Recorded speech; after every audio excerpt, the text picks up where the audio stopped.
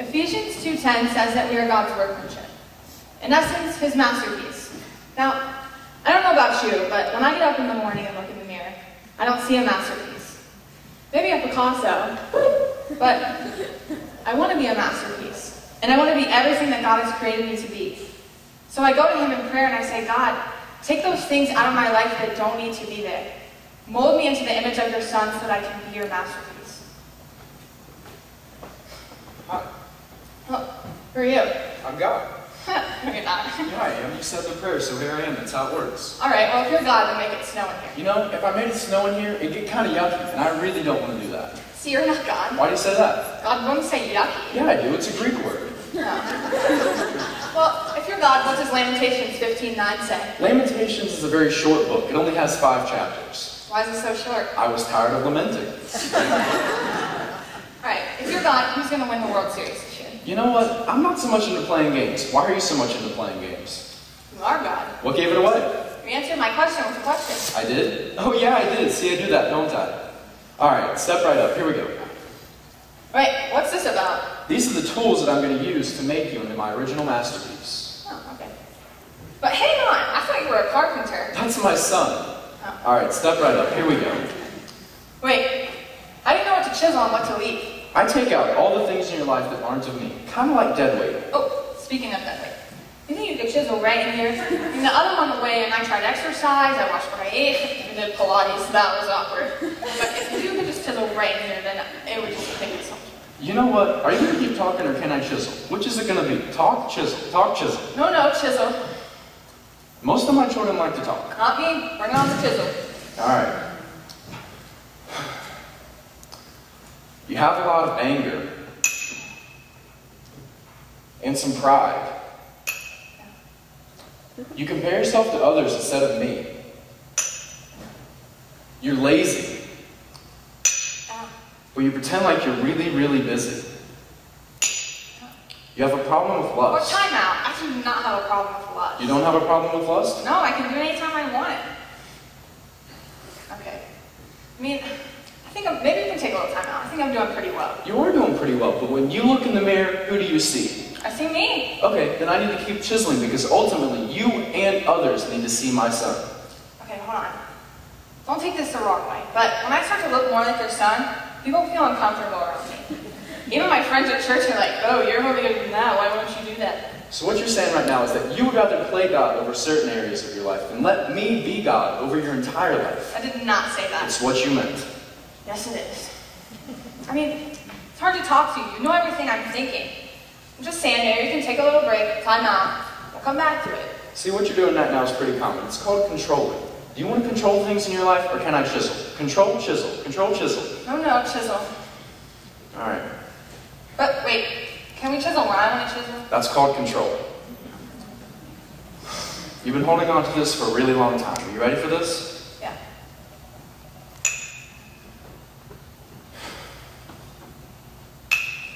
It hurts. This hurts me more than it hurts you.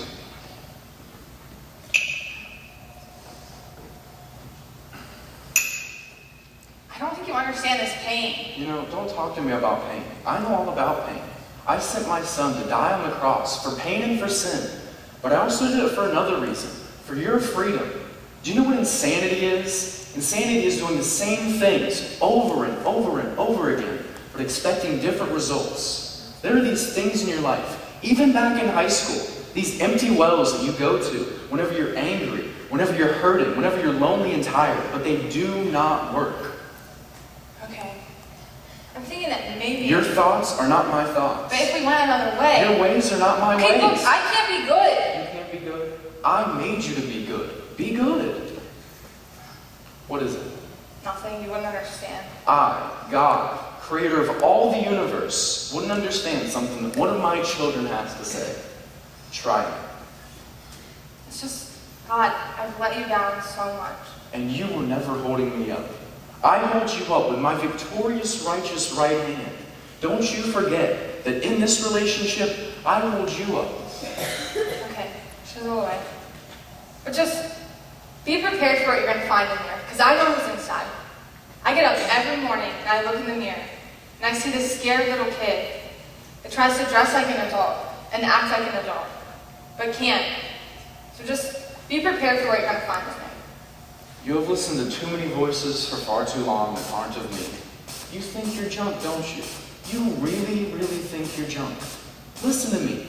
I don't make junk. What does that say about me? How can I show you that my love for you has no boundaries? I know. Reach in your back pocket. What? Reach in your back pocket. Why? Are you arguing with me? Reach in your back pocket. Yes? I was just saying, God, I'll do that right now. No, you were just saying my name in vain. You know what? It's a name, it's a saying, it's a bad habit. You know, it's more than a name and a saying, and it's more than a bad habit. It's a name above all names. And I want to teach you something about my name. Reach in your back pocket.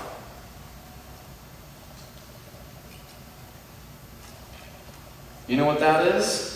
A page from a journal I had when I was younger. How'd you get this? Hello. Oh, yeah. Go ahead, read it. I love Casey McCormick.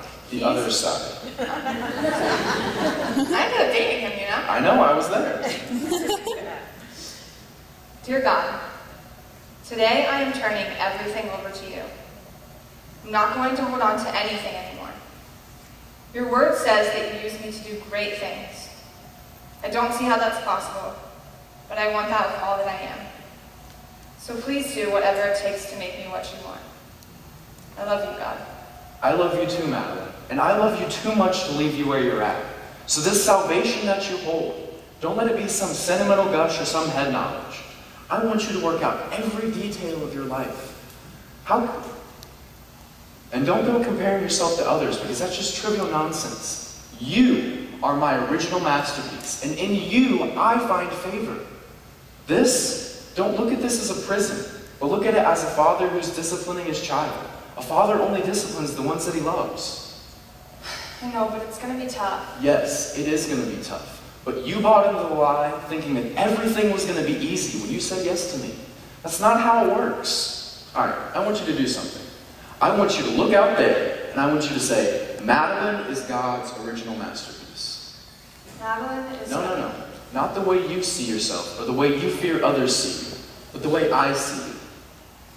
Madeline is God's original masterpiece. Yes, you are. And so are you. God doesn't make junk. You are an original masterpiece, and God has an original plan for you.